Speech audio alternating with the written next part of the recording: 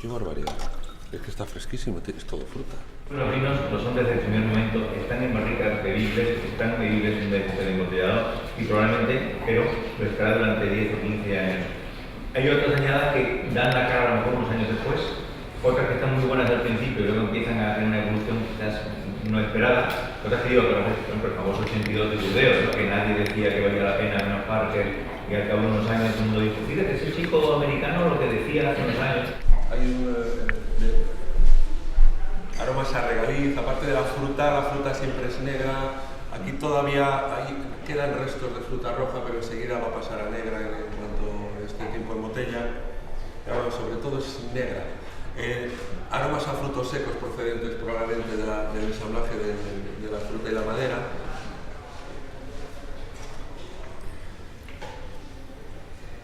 Y lo del regaliz es igual. Lo del regaliz es que es constante.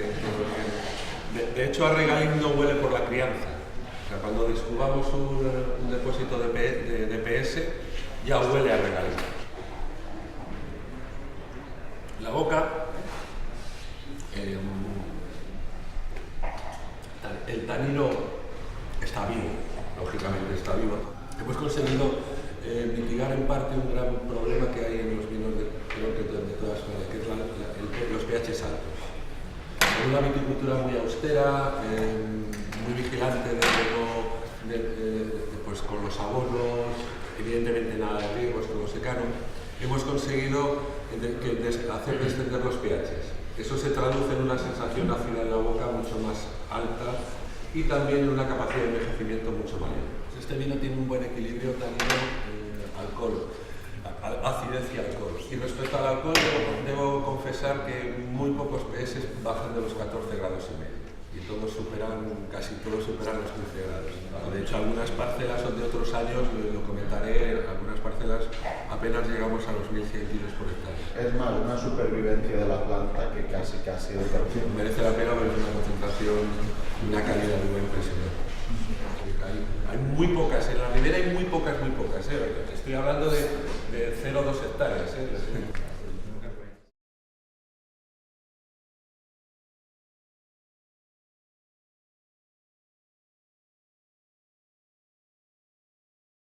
Soy Gianluca Picca, sommelier, export manager de la bodega Ceretto. Estoy hoy aquí en Valencia por la primera vez con los vinos de Ceretto y vamos a presentar lo mejor de Ceretto. 4 añadas de Barolo Bricco Roque y 4 añadas de Baresco Bricco Asili. Tenemos lo mejor, la añada más importante para nosotros de los últimos 20 años. Todas es de variedad Nebbiolo, de lo mejor de la región de Alba. Estamos a 10 kilómetros de Alba con Barbaresco y a 10 kilómetros de Alba con el Barolo. Estos son los vinos que hice una parte Alessandro Ceretto, que es el hijo, y el papá, que es Marcello Ceretto. Son vinos que se pasan 3 años en la bodega, es el Barbaresco, y 4 años el Barolo, que es Bricco Roque. Y ahora vamos a abrir y no vamos a decantar, lo vamos a dejar en la botella hasta que el cliente va a llegar. Porque son vinos que cuando se ponen en la carafa para decantar van a perder mucho de ello. La variedad de uva, ¿qué parecido tendría una variedad más conocida? ¿O a dónde la aproximaríamos? Ma come stile il Pinot Noir del Borgogna.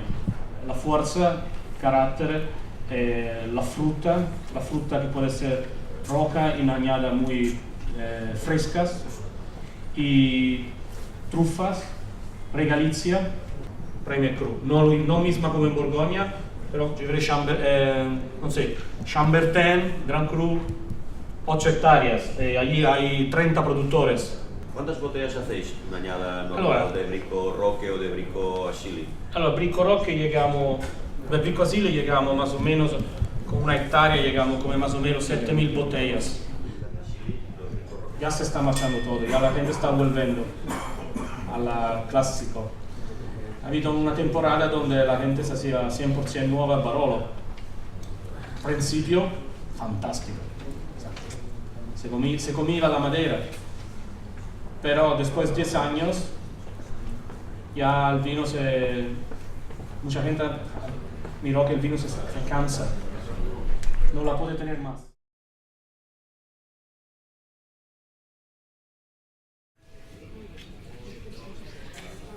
Es como un becerro, podemos castigarlo más poniendo una madera nueva, el otro que es tan delicado hay que al contrario protegerlo para que desarrolle lo que queremos, y al final el asamblaje es buscar un poco es también un gran placer cuando trabajamos en monovariedad, el gran placer es de hacer un vino de asamblaje, es el interés. El vino de asamblaje procede en nuestro caso del uso de las barricas, de los toneleros diferentes, del tostado de barricas diferentes según los proveedores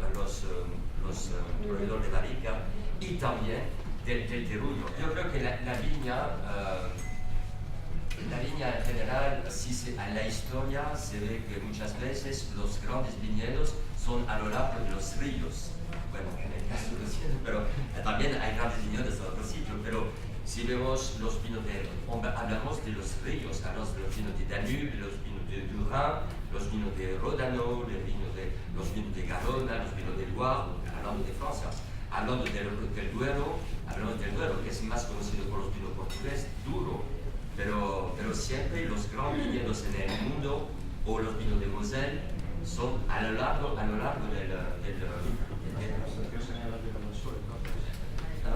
La excepción sería los vinos del sur. Así es, no.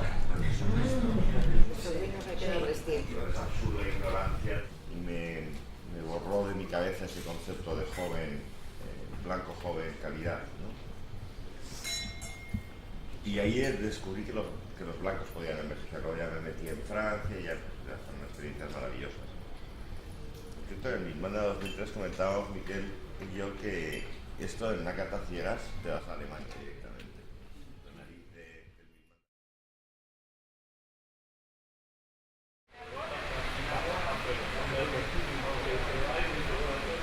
Estos vinos más viejos de Riscal, como tienen el corcho bastante deteriorado, pues normalmente utilizamos unas tenazas que se llaman, las que utilizaban normalmente para abrir botellas de Oporto, que se calientan, fundimos un poco lo que es el vidrio del cuello de la botella, y luego con un contraste frío-calor, aplicando agua fría, pues conseguimos partir un poco el cuello de la botella y junto con el corcho ya abrir la botella, ¿no? Ya se puede servir y demás, ¿no? Entonces, bueno, esta particularidad de abrir las botellas pues es muy específica de Riscal, ¿no? Que siempre lo hemos hecho desde el principio.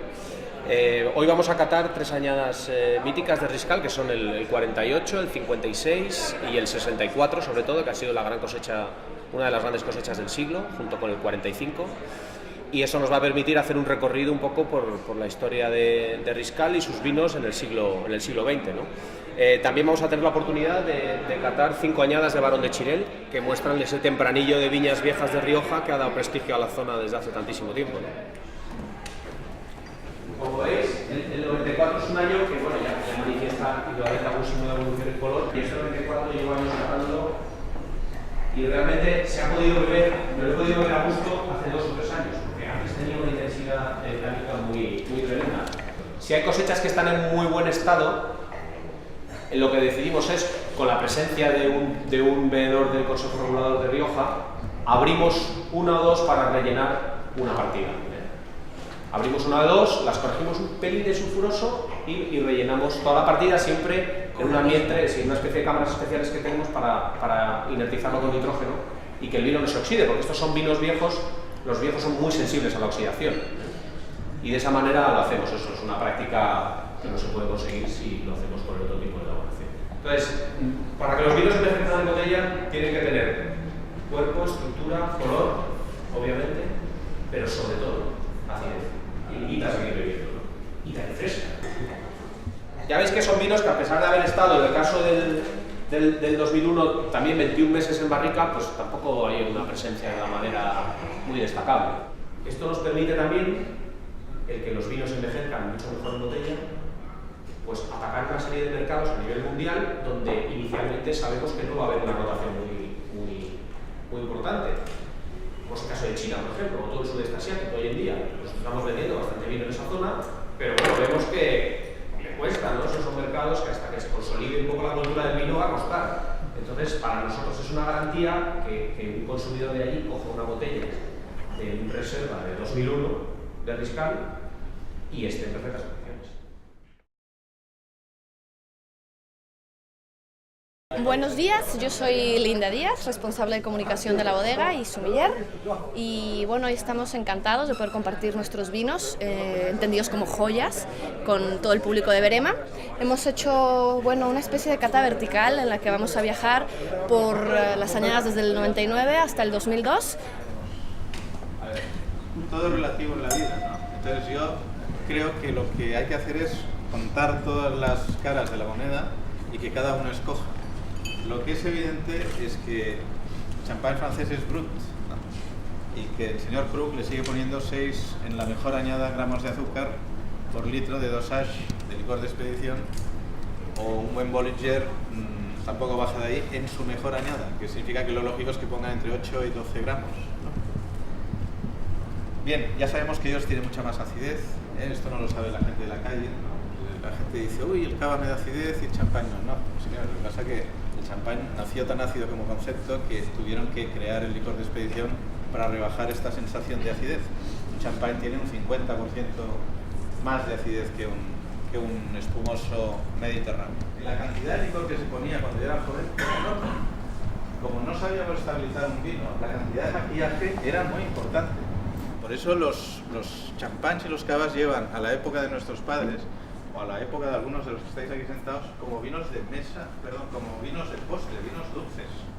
Cavas dulces, champáns dulces. El champán se crea con un dosage porque tiene mucha acidez y porque hace 300 años no podíamos estabilizar los vinos, oxidaban muy rápidamente. Sabéis que los aristócratas eran pálidos y no solo porque llevaban polvos blancos, sino porque bebían vinagre, bebían champán avinagrado. Entonces, ¿qué pasaba? Que esas arrugas que le salían a ese cuerpo había que maquillarlas un poco, y se maquillaban en parte con ese licor.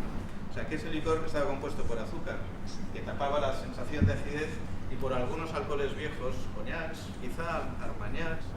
He explicado que pasamos a Brut Nature y lo bajamos algo de crianza porque no nos atrevíamos todavía, la estabilización del vino no era tan obvia, la tecnología no era exactamente lo mismo que es hoy, estábamos aprendiendo a usar acero inoxidable. Pues la estabilización del vino hacía que no nos quisiéramos arriesgar y pasáramos a algo un poco más joven. Bien, pues entonces tú guardas unas cuantas botellas y en el momento que consideras que pueden salir a la calle, sale un americano que se toma un cava nuestro que lleva 3 años en Estados Unidos, 4 años, y dice, esto está bestial, dice, he esperado 130 años de historia del mundo del cava para entender que un cava puede ser como un gran champán. Otra vez, un cava que lleva 4 años en la calle. Cava de estos que están probando ustedes. Ese tiempo de descanso, después de tantos años de reducción en la botella, ese tiempo de oxigenación, después de tantos años, le da una ulterior complejidad que nos sitúa en un nivel muy interesante todavía más, si cabe, de vino.